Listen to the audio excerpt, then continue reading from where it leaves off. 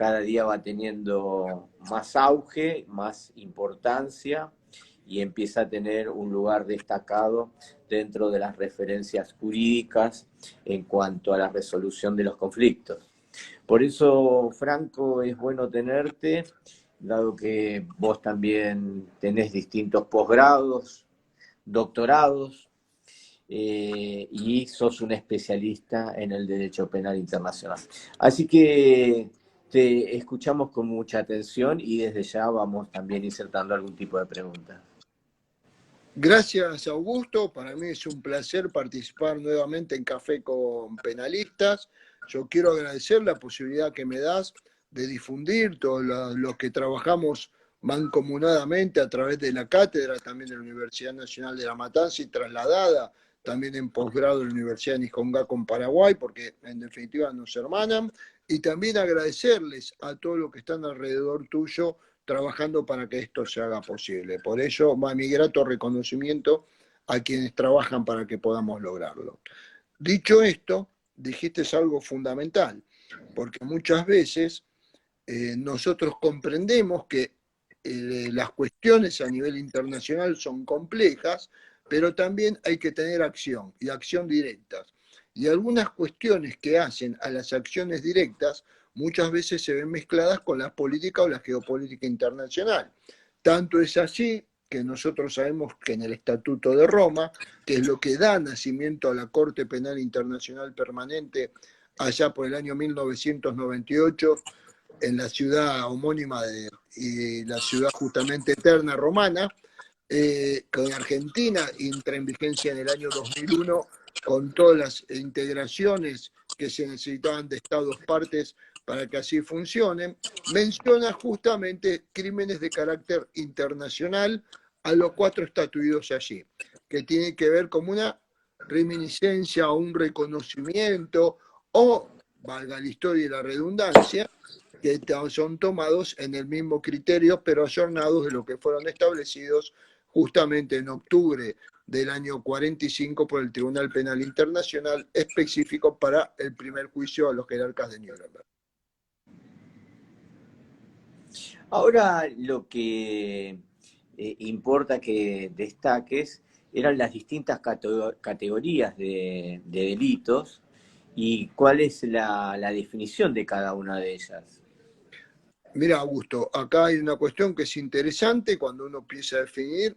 Vamos a empezar con el que debería ser el delito tipificado con mayor antigüedad y es el más moderno, que entra en vigencia ya por el año, hace escasos años atrás, el año 2017, ¿no? Después de la conferencia de revisión del Estatuto de Kampala allá en Uganda en el año 2011, que es el de crimen de agresión. ¿Cuál es este crimen de agresión? Y que es muy discutido en la actualidad si se puede sentar en el banquillo de los acusados al señor Putin con toda la cúpula política y militar justamente de la jerarquía de Rusia en la actualidad. ¿Por qué? Porque es algo que el fiscal general de la Corte Penal Internacional, Karim Khan, justamente británico de nacimiento, va él investigando los crímenes de guerra, porque es derecho consuetudinario.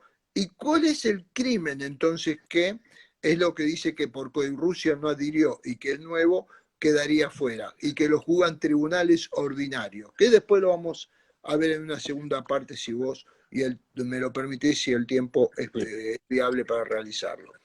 El crimen de guerra de agresión es tener la ejecución del acto, la decisión del acto de justamente ingresar, en este caso, a un país ajeno con la sola voluntad de atacarlos sin que haya una consecuencia previa o un motivo previo.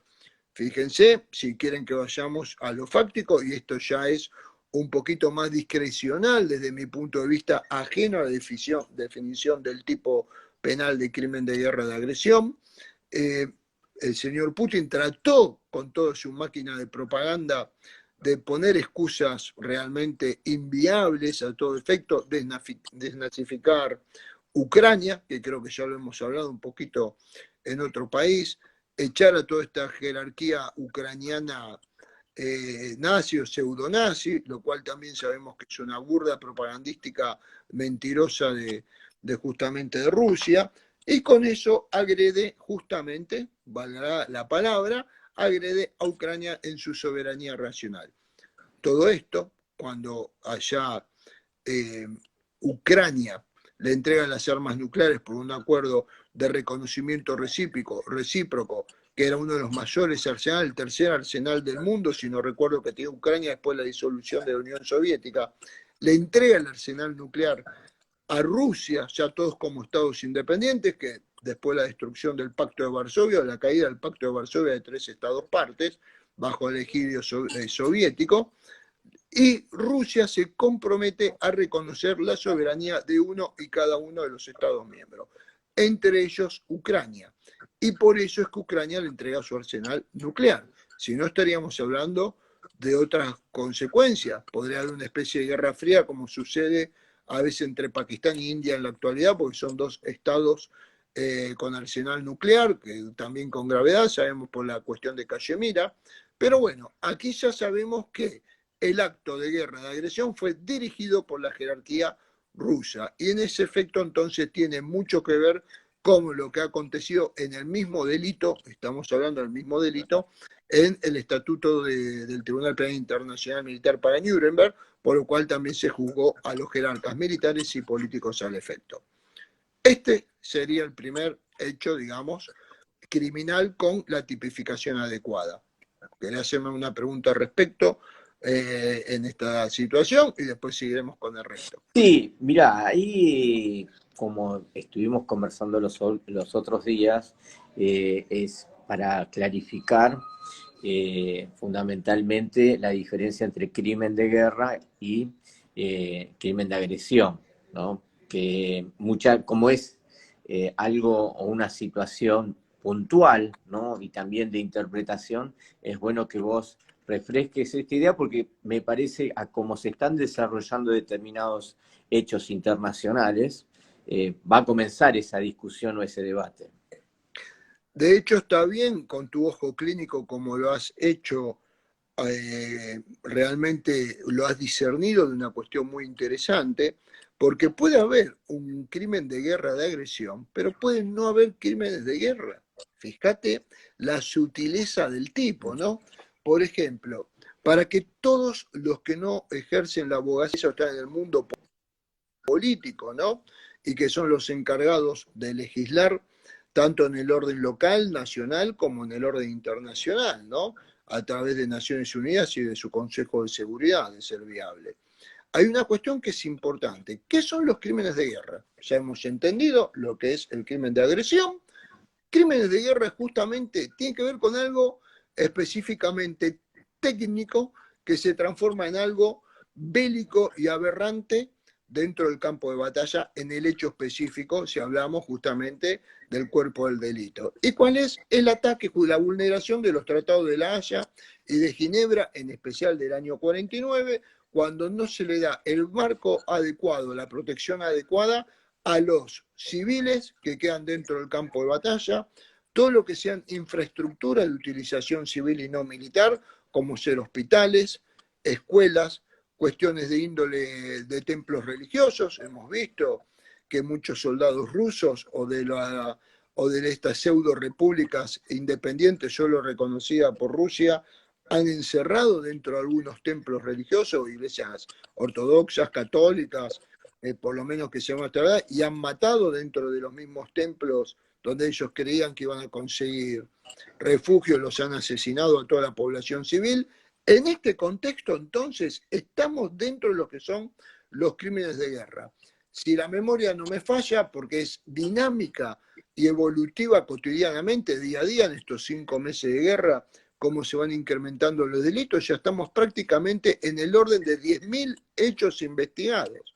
Imagínate que estamos dentro de un campo de batalla, con la gravedad del caso, están los fiscales locales ucranianos buscando prueba. Recordemos, te reitero, que va a ser plausible ahí de juzgarlo a la cúpula rusa, pero con tribunales ucranianos, y ya escaparía un poco de la Corte Penal Internacional, no así lo de los crímenes de guerra, pero la Corte Penal Internacional se está valiendo justamente de la cooperación de más de 60 fiscales ucranianos que relevan justamente con algunas ONG ONGs importantes, ¿no? Dentro de las ciudades que están siendo bombardeadas y atacadas a mansalva por la dinastía rusa, y van mandando toda la prueba, no solo en la fiscalía local correspondiente, sino a la Procuración General de Ucrania, y la Procuración General de Ucrania la está remitiendo también a la Corte Penal Internacional en La Haya. Un poco para salvaguardar todas las pruebas, que es muy importante. Recordemos ya por el año 1942 la Comisión Interaliada para justamente investigar y buscar las pruebas para los crímenes de guerra, para después poder someter a los jerarcas nazis en el banquillo de los acusados, pero esta vez con estructuras judiciales correspondientes a la República Ucraniana, ¿no? Con la colaboración con el Tribunal Penal Internacional. Estos son los crímenes de guerra. Ahora, fíjate que hoy lo que más vemos en los distintos medios es este conflicto entre Rusia y Ucrania. ¿Vos considerás que ya hay algún hecho que se asemeje a un genocidio o a delito de lesa humanidad? ¿O las convenciones de Ginebra o del conflicto bélico se está siendo respetada? ¿Cuál es tu visión sobre ese tema? Te doy un punto de vista. Ya sabemos que hay crímenes de lesa humanidad, que es por eso es que están en etapa de investigación también, que es ajeno a los crímenes de guerra, es la eliminación sistemática de las personas justamente por la voluntad de quererlo así hacer y de elección de los que lo eliminan.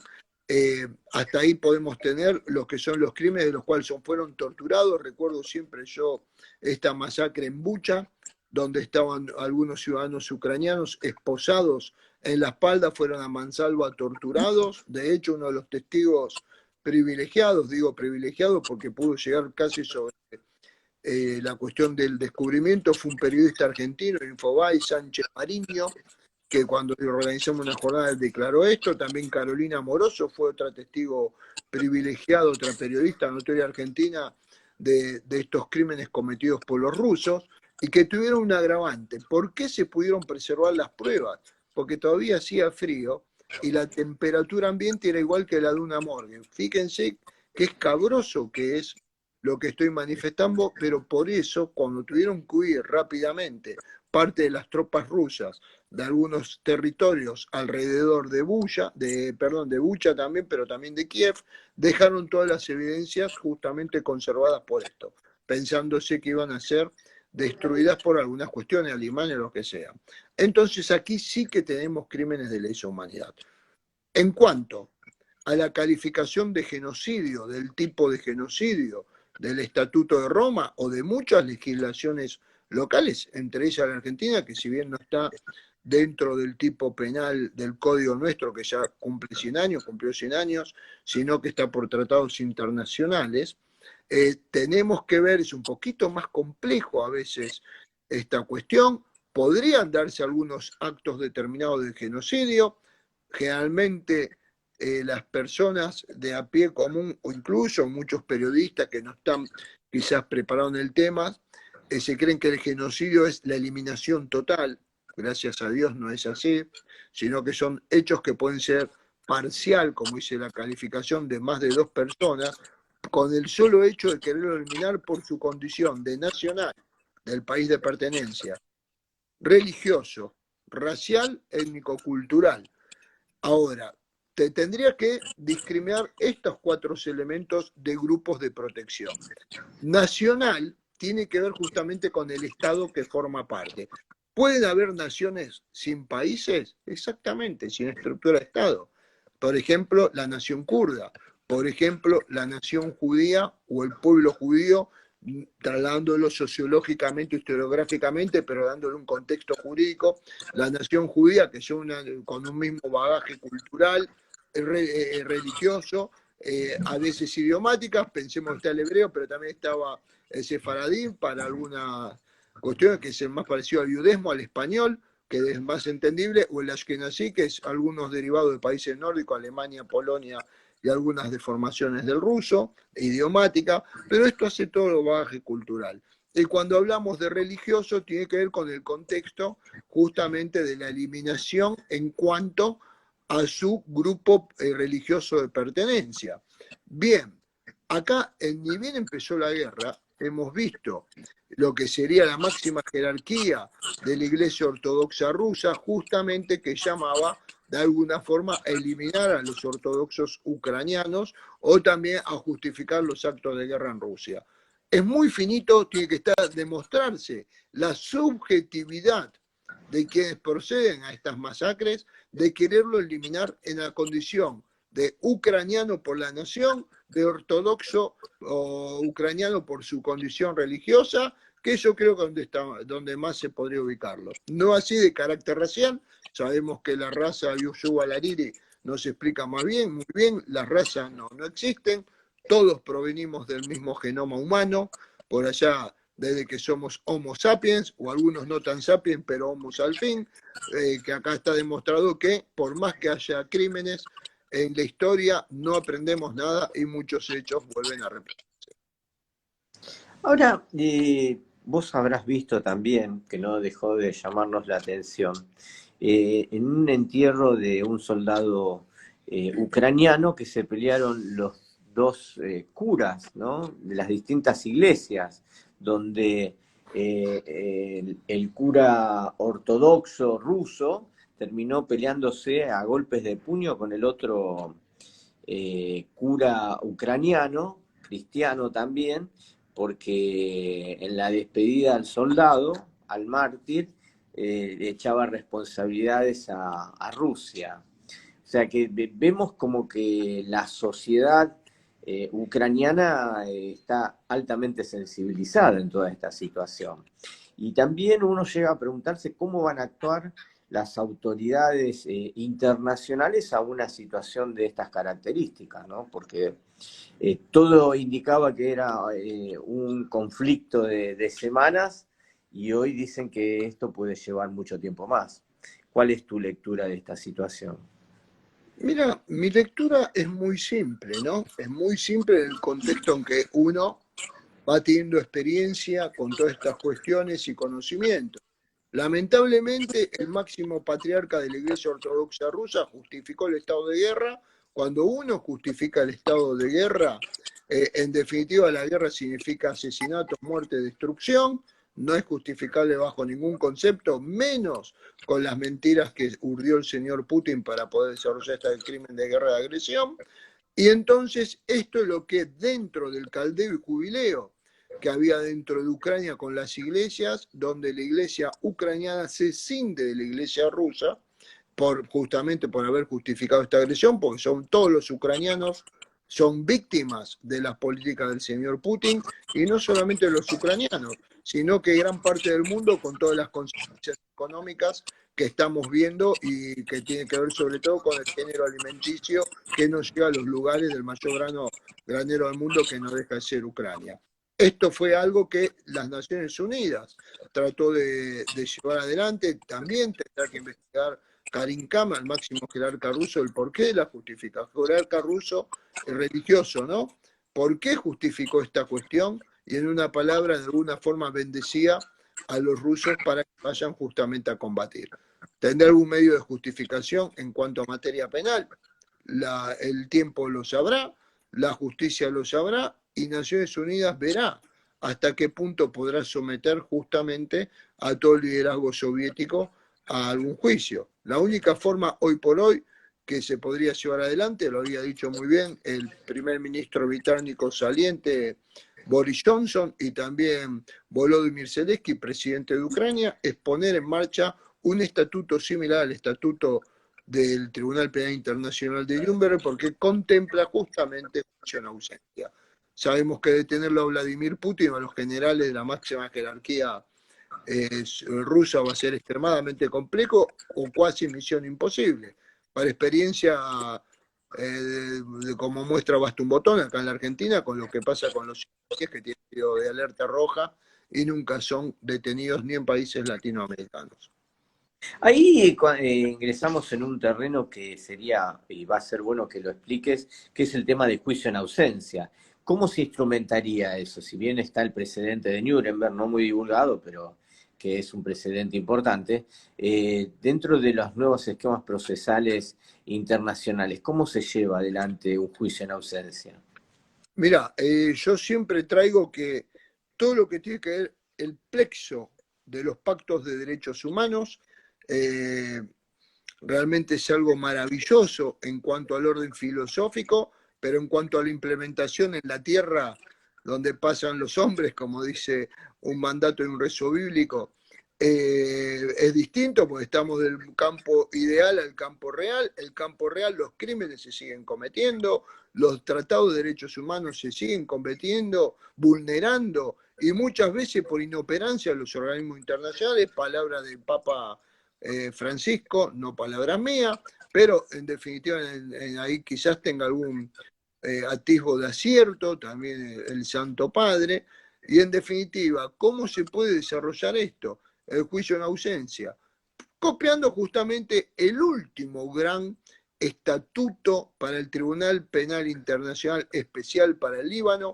que hace escasos 2 años condenó justamente a 5 cadenas perpetuas a Yash, que fue el autor de llevar adelante el atentado en Beirut contra el primer ministro Rafi Hariri y otras 22 personas por una autobomba que hizo explotar en su alrededor. Esta sería una de las figuras copiadas, el artículo 22 que lo contempla. Dicho artículo 22 manifiesta que haya que voluntariamente se escape, no quiera estar sentado en el banquillo de los acusados. El segundo es que no pueda ser hallado o encontrado, pero es una cuestión, ¿no? De someterlo en el juicio en el banquillo de los acusados, como pasó con Martin Bormann, el juicio a los jerarcas nazis, conforme el artículo 12 de ese estatuto, que bueno, vamos recordando un poco los números también. Pero no solo eso, sino que el inciso tercero del famoso artículo 22 del Estatuto del Líbano menciona cuando no quieren reconocer las jurisdicciones locales o internacional. En ese efecto, entonces sí se lo puede sentar en el banquillo de los acusados, con los defensores de oficio o incluso con algún poder especial puede mandar algún abogado a que lo represente, como pasó con Servatius en Israel, si bien Eichmann estaba presente en el proceso, pero quiero decir cómo se pueden autorizar a que se haya representación técnico-legal al respecto. Pero bien, aquí está la cuestión. En el hipotético caso contrafáctico, vamos a hacerlo, de que pueda condenarse en ausencia a uno de estos perpetradores con una sentencia, entonces sí, las víctimas podrán recurrir a través de sus estados, en este caso podría ser Ucrania, a la Corte Internacional de Justicia en La Haya para acreditar la responsabilidad del Estado, en este caso ruso, por todos los crímenes cometidos. En este caso, lógicamente, no solo es la responsabilidad de las autoridades, sino la pecuniaria para que puedan parte de estas cuestiones ser trasladadas a indemnizaciones. Recordemos la justicia restaurativa, también reparatoria del Estatuto de Roma que lo contempla, bajo la Asamblea General de Estados Partes que hoy preside la jueza Silvia Fernández de Gurmendi, la ex jueza de la presidenta de la Corte Penal Internacional, que hoy está presidiendo dicha comisión. Hay un caso muy interesante de la Corte Penal Internacional, que es Bosnia contra Serbia, cuando le adjudican, justamente cuando Bosnia intenta demostrar la responsabilidad de Serbia por los crímenes masivos cometidos y la destrucción dentro del territorio bosníaco-herzegovino, en alguna parte, a través de grupos paramilitares como los Tigres de Arcán u otros grupos que estaban en el lugar, no pusieron la responsabilidad central en el gobierno serbio, pero sí una especie de participación, en este caso, ya la figura la estamos diciendo yo, una participación, una complicidad en cuanto a la realización de esos crímenes, por lo cual Serbia, en definitiva, de alguna forma también tiene que estar avalando con todas estas indemnizaciones. Ahora, es muy bueno este ítem que has desarrollado en el final de esta exposición. Es la justicia restaurativa, porque ahí los otros días escuchábamos a la doctora Risuto, que tiene su tesis sobre los derechos de la víctima. Pero internacionalmente, cómo se plasmaría esa justicia restaurativa? Porque has dado una idea, pero a ver, como para los que no son penalistas y el ciudadano común, ¿cómo se interpretaría esa justicia restaurativa de familiares, ¿no? De personas fallecidas, cómo se presentarían y de una mini explicación de cómo se llevaría adelante ese proceso?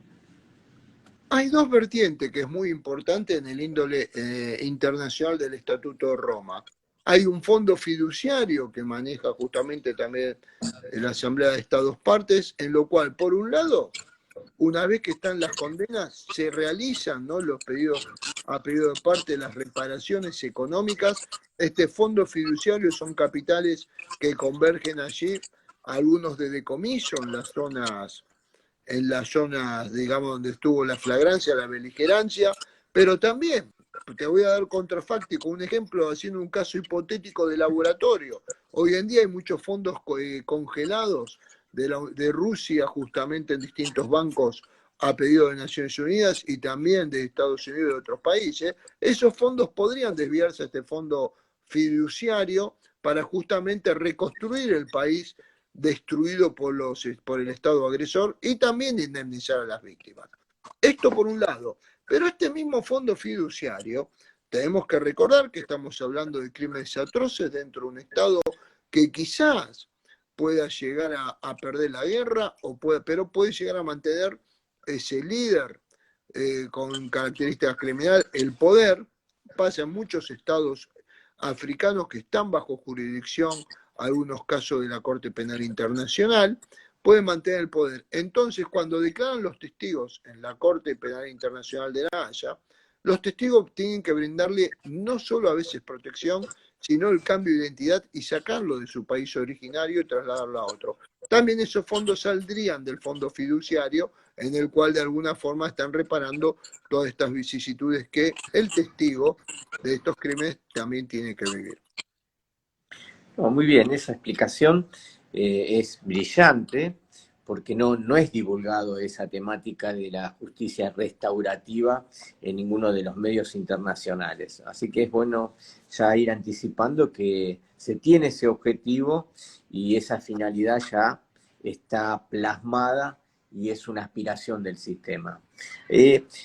Aquí lo que te quería consultar es, dentro de la justicia penal internacional, ¿no? Pongamos a un costado New.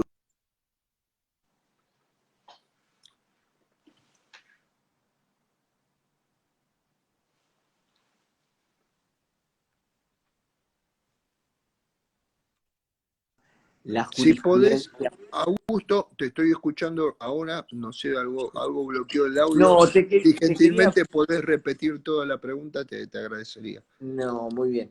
Te quería preguntar, ¿cuál es la jurisprudencia más importante que para vos es destacada en todo lo que tiene que ver con el Tribunal Penal Internacional? ¿No?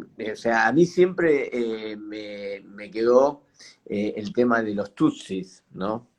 Que espectacularmente explicaba los otros días, y cómo una sociedad prácticamente desapareció. Y así como ese ejemplo que exponías, hay otros más, pero es bueno que aprovechemos esta oportunidad para dejar ese testimonio. Te escuchamos. Te voy a dar dos casos, uno de Ruanda y otro de Bosnia-Herzegovina, ¿no? Eh, Vamos al caso de Ruanda, que fue la pregunta originaria. 800.000 tutsis, entre 800.000 y 1 millón de tutsis fueron asesinados por hutus, que justamente estaban bajo el poder y desencadenaron una de las mayores tragedias de la humanidad allá por 1994, ¿no? Se los llamó los crímenes de los machetes. Francia le da un préstamo justamente, Francia, a determinadas empresas, a determinados gobiernos, un préstamo como acontece con cualquier Estado parte, al presidente Arimanaya, que era el presidente de Ruanda. Se alega que los mismos ruandeses perdón, los mismos Hutus, ¿no? La etnia perteneciente al presidente Abimeraya, fue al que hicieron el atentado del avión donde murió junto con el presidente Burundi y asume justamente la primer ministro. La primer ministro femenina, para quienes recuerden este caso también de ascendencia Hutu, que era moderada, es asesinada por los no moderados, sobre todo los Interaguane, que era la especie de SS de Hutus, es violada a mansalva por toda una horda que entraron dentro de la casa de gobierno y es asesinada ella juntamente con su familia y 10 cascos azules que estaban protegiéndola. Fue un crimen que mancilló también a las Naciones Unidas de alguna forma. No solo esto, sino que se desata a través de este préstamo la compra de machetes, era un préstamo en machetes más que en efectivo. Esta tropas interaguanas, esta fuerza paramilitar ligada al Estado ruandés de Hutus, sale a través de la propaganda que se realizaba a través de los medios radiales y de Kangura, que era uno de los diarios escritos, de matar a todas las Alemanias Tutsi. Entonces todos salen a masacrar la población civil, hubo más de 1 millón de perpetradores, para que tengamos en cuenta de la magnitud criminal de esto. Es el pueblo contra el pueblo, mandado por un grupo justamente criminal que daba las órdenes y la libertad para que estos crímenes puedan realizarse. Tanto es así que mataron a todos los Hutus moderados, que por eso fueron crímenes no de genocidio, sino de lesa humanidad, porque realmente tenían que ver con matrimonio forma, o si no también porque no estaban de acuerdo con lo que se estaba haciendo y trataban de alguna forma de brindar protección a Tutsis amigos. Y por los Tutsis fue genocidio por su condición de pertenencia. Los Hutus eran bajo protección, siempre estuvieron bajo un ejido de alguna cuestión del Estado francés y los Tutsis del Estado belga. ¿Para qué estamos hablando de las épocas arcaicas ya de las colonias en el continente africano? Ahora bien, ahí en un pueblito llamado Taba había un profesor de una escuela, Jean-Paul Akaezou, como lo conocemos, que era una persona muy respetada.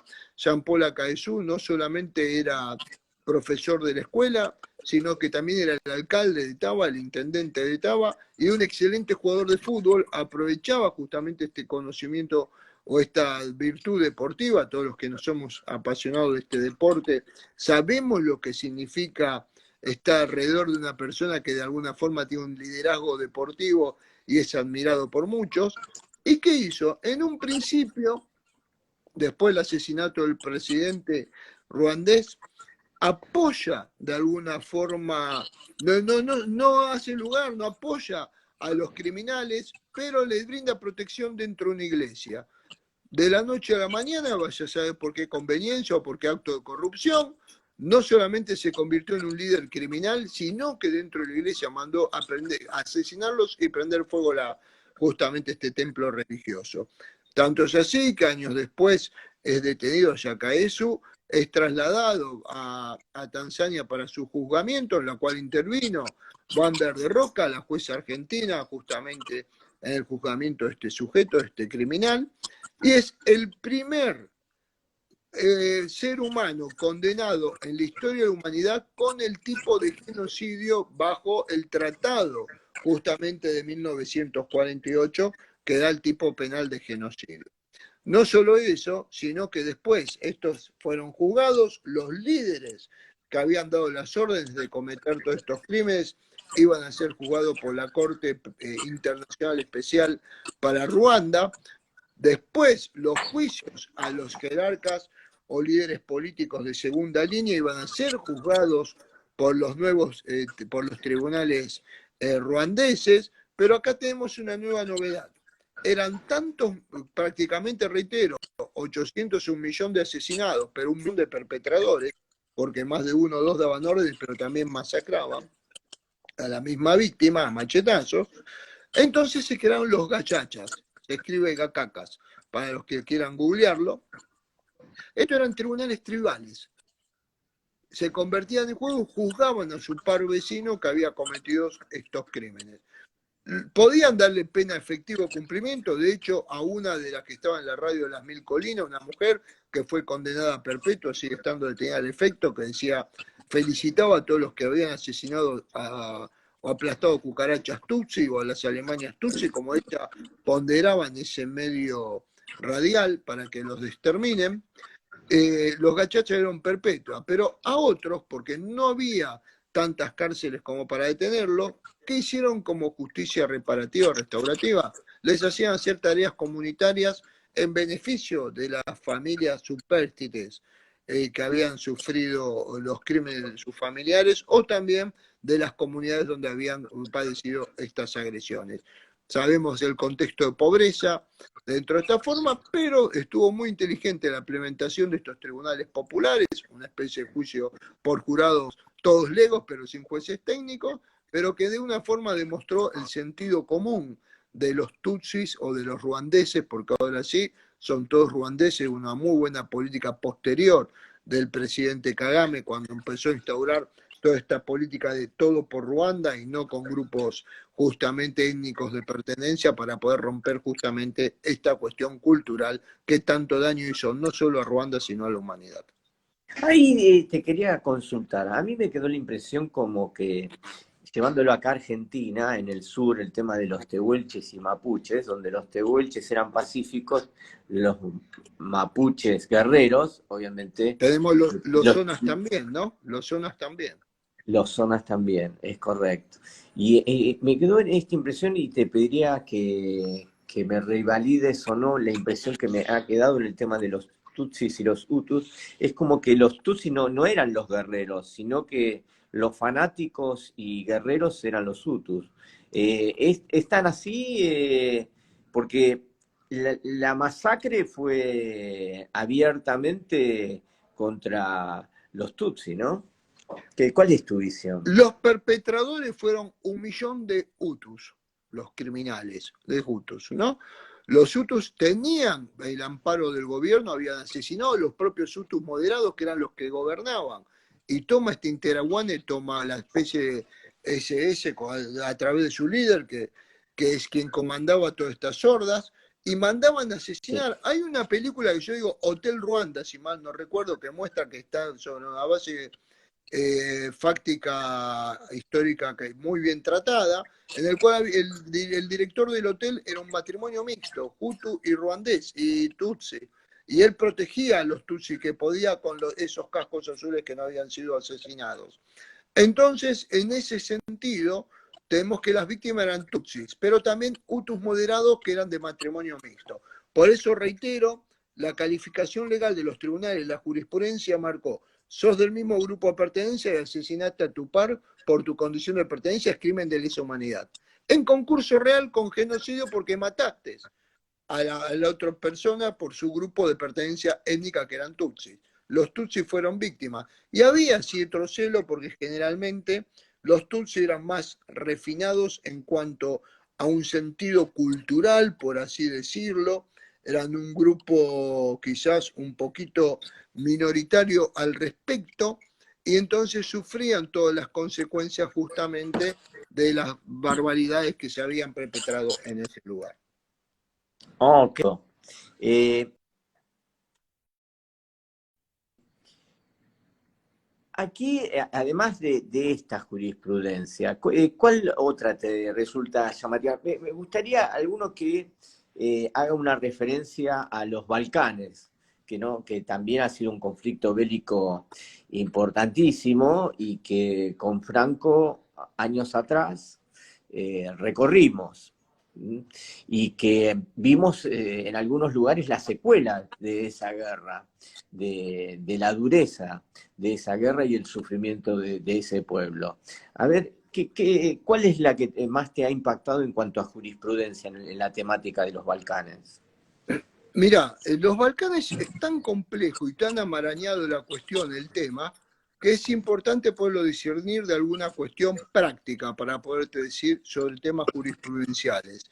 En algunas tiene que ver la guerra interreligiosa, musulmanes, ortodoxos y católicos, que por lo menos fueron las 3 guerras balcánicas históricas, ¿no?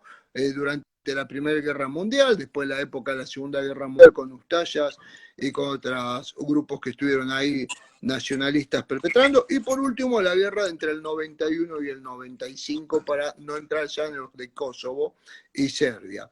Dentro de esta cuestión hay varios crímenes cometidos por todos los grupos. Recordemos que los 3 líderes que firmaron el Acuerdo de la Paz de Dayton allá en diciembre del año 95 fueron los 3 imputados por la Corte Penal Internacional Especial para la ex Yugoslavia, y esto bajo el efecto justamente de los crímenes de genocidio. 2 de ellos murieron: Trujman, de Croacia, por cáncer, y Izetbegović, que era el bosníaco musulmán con sede en Sarajevo, también falleció por una cuestión física de salud, pero sí se pudo sentar a Milosevic, el líder serbio, después del año 2000, cuando es entregado tras la derrota también de Kosovo justamente por por el nuevo gobierno de Serbia. Bueno, el de Milosevic lamentablemente no llegó a sentencia. Aquí estaba la jueza argentina Carmen Argibay, que era miembro de ese tribunal. No llegó justamente a dictarse sentencia por el efecto que falleció en la cárcel de La Haya, pero hubiese sido una interesante jurisprudencia, hubiese sido el primer presidente en la historia post-nazismo de Europa en haber sido condenado. Ese triste lugar sí lo llevó el presidente de la República Srpska, de la Bosnia-Serbia, Karadzic, cuando fue detenido también ya en los años 2000, fue sentado en el banquillo de los acusados y se le imputaron varios hechos de genocidio, varios hechos de crímenes de guerra y varios hechos de crímenes de lesa humanidad, por lo que sí recibió una pena adecuada a lo que estipulaba ese estatuto. De igual forma, Ratko Mladić, que era el líder de la República Srpska, que bombardeaba justamente Sarajevo desde las colinas. Uno de los casos más emblemáticos es el incendio, la destrucción cultural del acervo de la República Bosníaca de ese momento, que fue su biblioteca, famosa a nivel mundial, la universidad, donde mataban a los estudiantes que iban a cursar y habían realizado un túnel para poderse escapar de la misma, y si no, como recordaremos, las masacres con los bombardeos en los supermercados, justamente de la calle principal. No solo eso, que es lo que te quería mencionar, por lo cual fue también acusado Mladić y Karadzic, sí, que recibieron una condena, realmente siguen purgando en la cárcel que está en La Haya sus penas, sino que fue un mensaje certero al que esto nunca más pueda ocurrir en el continente europeo. Así las cosas, podemos decir que hoy Vladimir Putin parece que tampoco aprendió esta lección. Serbia está apoyando a Rusia de alguna forma con esta conflagración bélica que está desarrollando y yendo adelante, y tristemente debemos decir de alguna forma que en definitiva estos días estamos viendo caldeada nuevamente la frontera entre Kosovo y Serbia, que esperemos que no nos conduzca a una nueva conflagración bélica dentro del territorio europeo. Sí, ahí nos has dado una jurisprudencia, determinadas situaciones en concreto que son enriquecedores para saber cuál es el establishment internacional y cuál es la visión del derecho penal internacional dentro de estas problemáticas que se dan entre distintos pueblos o dentro de una misma sociedad en distintos grupos sociales. Ahora es bueno, así que estamos finalizando, Franco, que nos cuentes tu expectativa de un próximo viaje que vas a tener a Europa, ¿no? Que vas a presidir, ¿no? Junto con miembros de la Cancillería de Paraguay, por la Universidad de Nicongaco.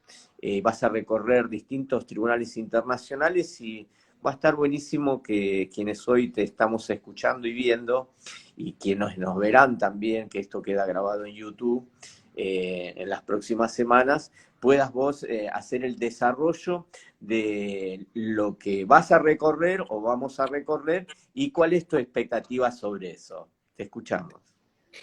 Es interesante y te agradezco que me hayas dado la oportunidad de esto. Realmente yo estoy muy agradecido a la Universidad Nicongaco, además de la Universidad Nacional de La Matanza, con los cuales tenemos convenios de colaboración recíproca. A través también quiero agradecer a la vicerrectora, a la senadora Hermelinda Alvarenga de Ortega, que realmente enseguida hizo suyo, ¿no? Este programa que hemos propuesto juntamente con la magíster Carita Machado para poder realizar justamente todo este trabajo. Y bueno, y esta visita se centra juntamente con los diplomáticos y magistrados de América Latina que se suman a esto, de una forma que podamos conocer in situ no solo algunos acontecimientos históricos, como fueron algunos campos de concentración y o exterminio, sobre todo en el territorio francés, como vamos a ir a visitar Nathville-el-Stuhof, que es donde nace el concepto de NN, ¿no? De Nathan Nebel, firmado por el general Keitel allá por diciembre, el día que Japón atacó a Estados Unidos el 7 de diciembre del 41, sino que también vamos a ir a la Corte Penal Internacional, donde vamos a ser recibidos por uno de los jueces de miembros, que nos va a explicar toda la dinámica de estos casos. Después vamos a ir a la Corte Internacional de Justicia, también para ver cómo es la responsabilidad de los estados y si ese día estamos con la suerte de que haya alguna audiencia, también vamos a poder visitarla al respecto para ver cómo se desarrolla. Es muy interesante esto.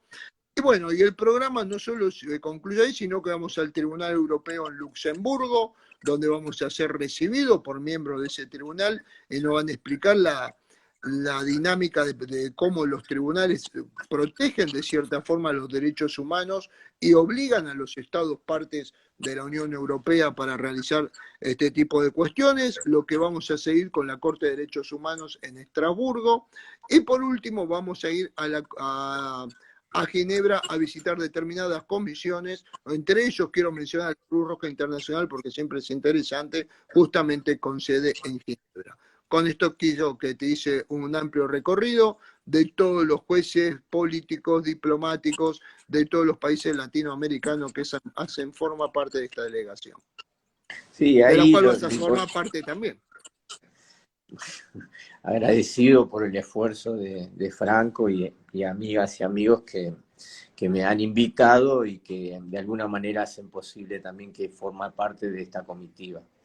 Pero ahí lo importante, Franco, que vos sos de alguna manera quien se coordina, ¿no? Junto con la magíster Machado, Carita Machado, es que buena parte de esta comitiva va a ser este recorrido en forma oficial, o sea, es un logro que tiene que ser realmente destacado, ¿no? Porque muchos podemos aspirar a realizar este tipo de recorridas en forma particular, pero ustedes han logrado que esto tenga un ribete transnacional ya en ese aspecto. Y eso es importante que vos lo destaques también.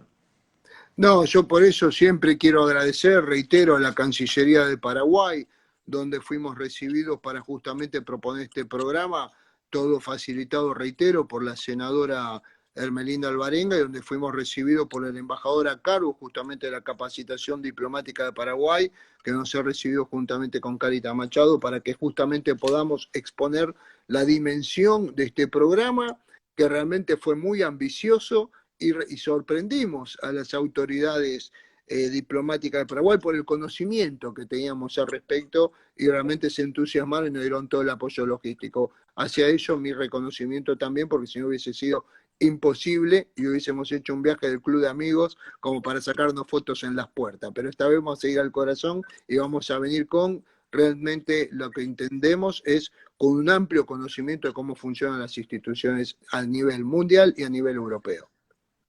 Bien, ahí lo que importa es destacar la humildad de Franco Fiumara, dado que él, conocedor de muchos funcionarios, utilizó mucho el teléfono, ¿no? Y sus relaciones, y realmente está dentro de los grandes logros de su vasta trayectoria internacional de Franco, conseguir y haber realizado y desarrollado este recorrido que es único, porque cuando le digo lo vas a repetir, él me dice, esto es único, porque de todo el tiempo que le he dedicado a esto, yo ya no lo voy a poder volver a dedicar.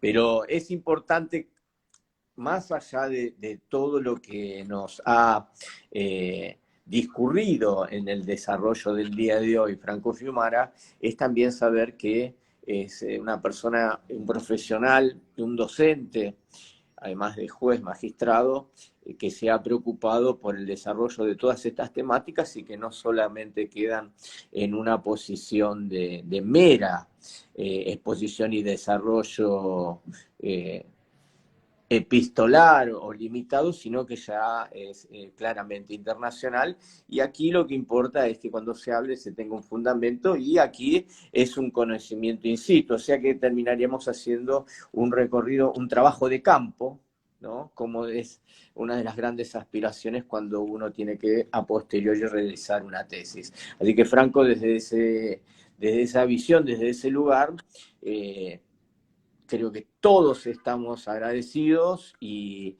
realmente yo destaco tu valía y tu valentía para este desafío que está cerca de lograrlo, ¿no? Porque está todo encaminado para que así sea. Así que te dejo en los últimos minutos para que redondees el concepto. Sí, yo quiero agradecer tus palabras, quiero agradecer a todos los que hicieron esto posible, y realmente aquí es a lo que voy. Es tarea de todos respetar los derechos humanos. La única forma de que nosotros podamos integrarnos como un género humano es realmente trabajar todos en común y defender justamente a la persona que es atacada en esto por una cuestión de pertenencia. Eso no lo podemos permitir. El nazismo dio un mensaje negativo a la humanidad y no podemos permitir que esto se repita, ¿no? Entonces, por eso llamo a todos a trabajar en conjunto para el bien y el bienestar de toda la humanidad en su conjunto.